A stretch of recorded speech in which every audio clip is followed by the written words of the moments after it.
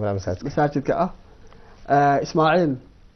oo asaasayaashii masaajidka kamid ah iyo Sheekh Cabdilcasiis oo gudida masaajidka kamid ah kusoo dhawaada programka عبد محمد آدم جزاك الله خير malabaad aan idin iraahdo barnaamijkan waa barnaamijkii ugu horeeyay toos uga baxa Home Cable TV waxaana aan ku faraxsanahay inuu barnaamij khayri ah uu yahay ilaahay hawsha kulligeen ha inoo fududeeyo amiin ducada marka ducaynaysan oo idin ugu dari doontaan hadii ilaahay إن شاء الله بإذن كريم waxaan isla eegi doonaa shuyuukhda taariikhdii masjidka hadii ilaahay yiraahdo fadaaisha masaajidada ay nagu leeyihiin iyo baahida aynu masaajidada u qabno waliba marka aynu ku noolay wadanadan westernka aynu nidhaahno baahidu way kasii weyntahay baahida markaynu wadanadeena aynu ku noolay kaabal hadataana waan isla yareegi doonaa Sheekh Cabdiqani adaan kugu soo dhaweyn doonaa bal wax yar nooga taabo taariikhdii masjidka hadii ilaahay aad baad mahadsantahay maxamed aadan marka hore waan ku salaamayaa adiga iyo Home Cable TV dhamaanba madaxdooda iyo shaqaalahoodaba mar labaad waxaan salaamayaa dhamaanba shacabweynaha Soomaaliyeed ee halkan program ka daawanaya live-ka Home Cable TV ثانيا masaajidka hadii aan ka warramo iyo maraaxishii kala duwaneed uu soo maray ama geedi socodka kii dheeraa masaajidku soo maray masaajidku hawsha dacwadda iyo dhinaca masaajidku wuxuu bilaabmay ilaa inta aanu hadda ognahay 2001kii ayaa hawsha la bilaabay xarakaadka dhaqdhaqaaqa dacwadda iyo masaajid raadinta labadaba 2001kii maadaama Soomaalidu way yaraayeen xilligaas oo wadanku oo aad ogtahay maxamed aadan Ingiriisku marba Soomaalidu ka soo badanaysa marka si dameysta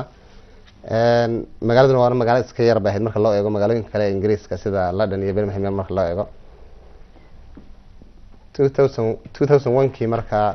Soomaalidu aad bay ugu yaraayeen laakiin ilaahay khayr iyo rag baa u kacay oo isu taagay inay dacwadda ka shaqeeyaan iyo masaajid sidii magaalada looga asaasi lahaa labadaba ragga maanta badankoodii waxaa laga yaabaa inaanay joogin waxaan filayaa Cabdicasiis oo kaliya Sheekh Cabdicasiis Daawud oo kaliya ka jooga Allah yarxamo ragga badankoodii qaarna wadan way ka guureen qaarna way dhinteen Allah subhanahu wa ta'ala laakiin waxaan filayaa inuu ajarkoodii uu siin doono waanan Allah baan ugu baryaynaa insha Allah aanu ka habaabin ajarkooda mid nool iyo mid dhintayba waxay kadib markaa hawsha waxaa markaa lagu bilaabay xilliga lagu bilaabay jimcaha salaada jimcaha in meel bal horta la kireeyo dadku jimcaha ku tukadaan waxaa lagu xigsiiyay malcaamado iyo madaaris malcaamadii markaa marba sidii loo kordhinayay waxaa la sameeyay markaa gudiyo hawshii masaajidka isu taagta oo u qunta haday tahay dhaqaalihii loo ururiyo oo meel hadii la kireenayo lafteeda dhaqaale ay baahan tahay haday tahay shuruucda laftigeeda wadanka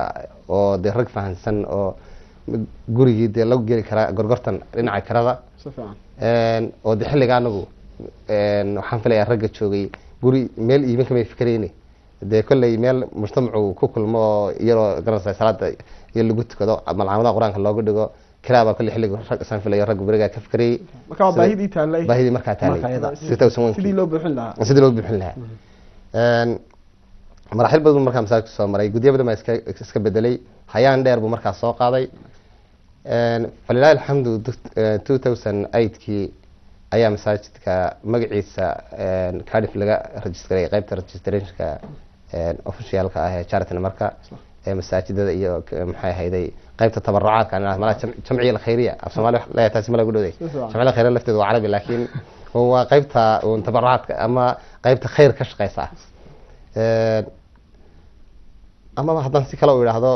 waa meel laga diiwaan geliyo muxuu ahaa charity-ga laftigiisa oo kulli magac badan qaata laakiin qaybta diiwaan gelinta ee Ingiriiska hawlaha kambaniyada iyo charity-da laga diiwaan geliyo ayaan 2008kii masaajidka magaciisa ka diiwaan geliyo waa sharciyan si official 2010kii markaa ilaa 2008kii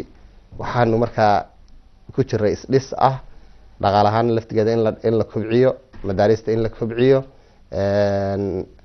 targetkana in la saxo ah maxaynu qaban karaa maanta targetka markaa 2009 ilaa 2010 waxaa laga dhigay in meel la kireeyo ummadda la isugu keeno reer Miltikiin ilaahay ay ku caabudaan oo masaajid u noqda ku meel gaara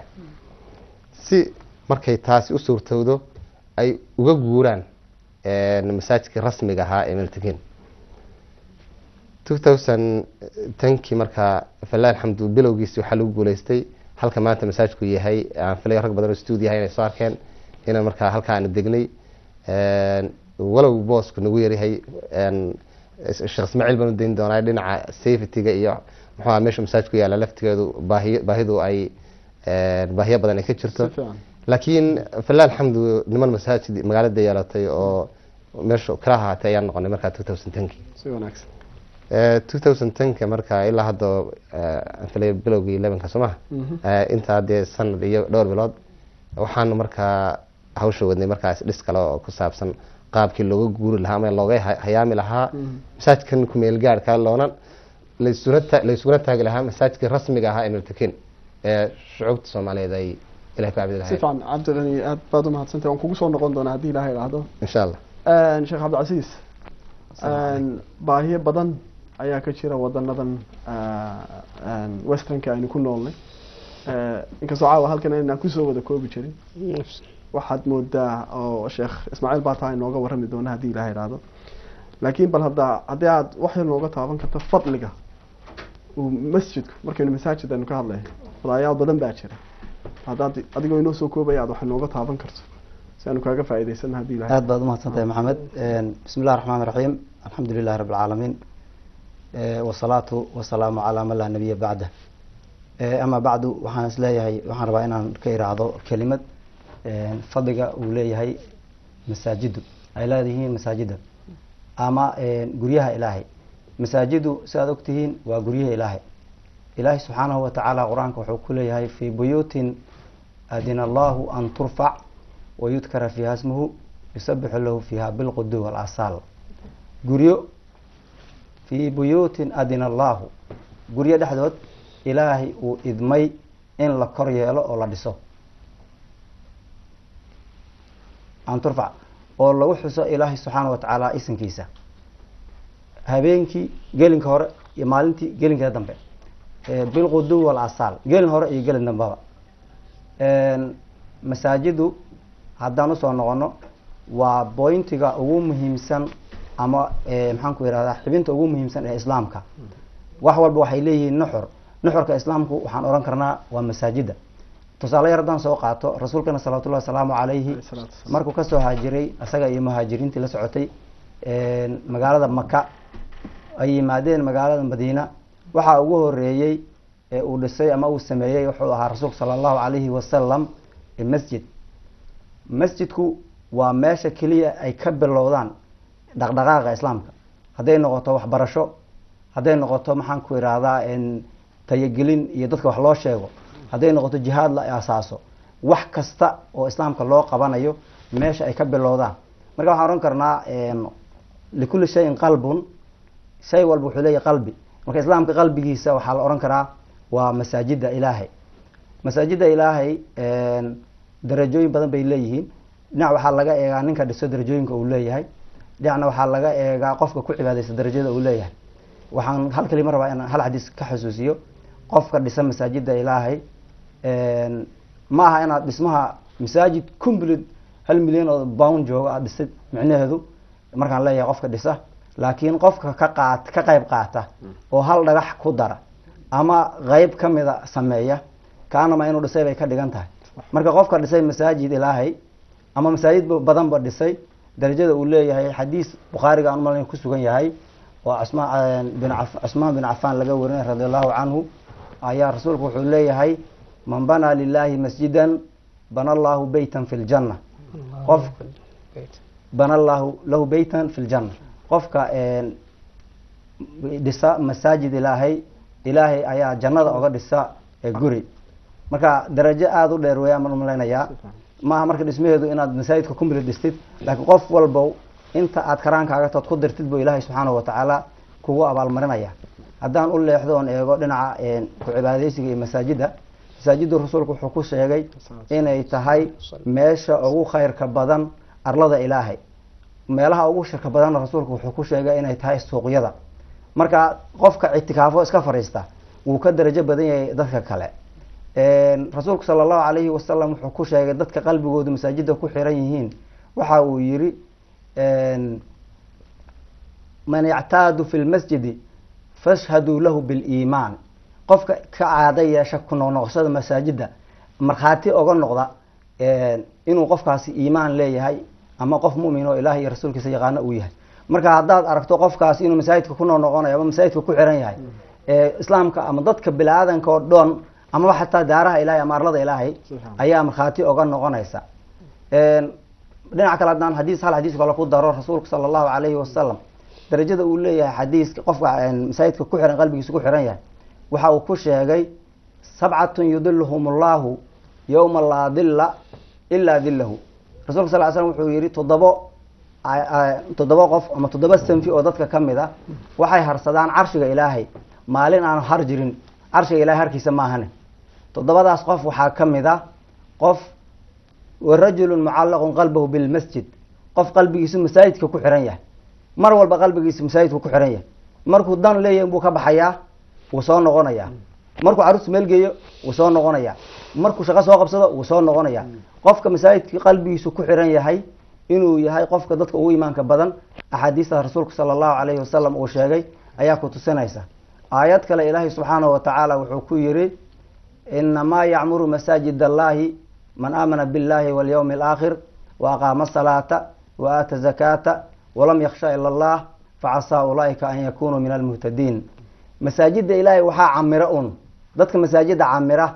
ee nooleeya waxa weeye dadka iimaanka leh. markaa garo qofka masaajidka ku xiran inuu iimaan leeyahay laa shaka weeye. qof walba iimaankaaga saa u tees garayso masaajidka qalbigaaga u badi baan leenahay. masaajidu waa meesha iimaanka qofka loo markhaati cad en shaki ku jirin uu ka helayo wey. qofkaas uma baana certificate kale hadduu qofku masaajidka ku xiran yahay inuu maaragtay masaajida uu inuu iimaan leeyahay. ilaahay khayr kaas wallahu hadi ila sawa saliim. waan ku soo noqon doonaa. waxaan u maleynayaa dad badan baa ka faa'iideystay. waa arrimahan oo kale dadku waxaad moodaa inaynu ognay, laakiin hadda jeer waxaan u baahnayn in lagu baraarujiyo, hadda jeer in la xasuusiyo si aynu uga faa'iideysano. ilaahay aadna khayr ka siiyo. waxaan u gudbi doonaa sheekheena yare maanta isaguna inala fadhiya madaasha. Ismaaciil, waynu taabanay masaajidada baahidooda, waxbaynu ka eegnay, bal hadda wax yar adna aad inooga taabatay haddii ilaahay idhaahdo. meeshan aad degantiin waa meel aada u yar. dadka soomaaliduna waxaan maqlay inay yihiin inay muslimiinta meesha ugu badan tahay iyo baahida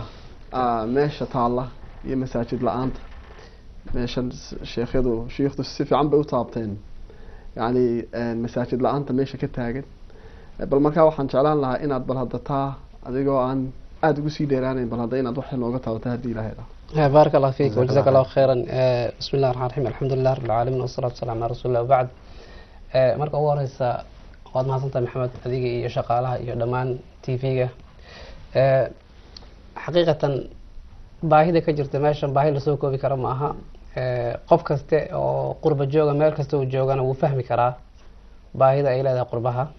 haddana gaar ahaan markaad tagto wadan aan islaam ahayn oo aada ubad ku haysato oo aada ku dhimanayso oo aada ku guursanayso oo aada ku noolaanayso oo aada ku cibaadeysanayso, baahida jirta midna waa baahi guud oo dee dhammaanteen aan dareemayno haddaan nahay qurba joogta ama maaragtay gaar ahaan dadkeena ku nool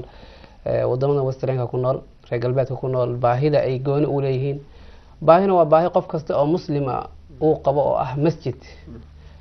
kulligeena waa ogsoonahay nabiga calayhi salaatu salaam markuu soo hijrooday oo madiine imaaday wixii ugu horreeyay uu ka bilaabay waxay ahayd dhismihii masjidka. waxaad dareemi kartaa marka in ay baahida masjidka ay ka horeysa baahi kastoo jirta, inagoo dareensaneyn nabiga xaaladdu markaa ku jira calayhi salaatu salaam duruuftii ku jira markaas.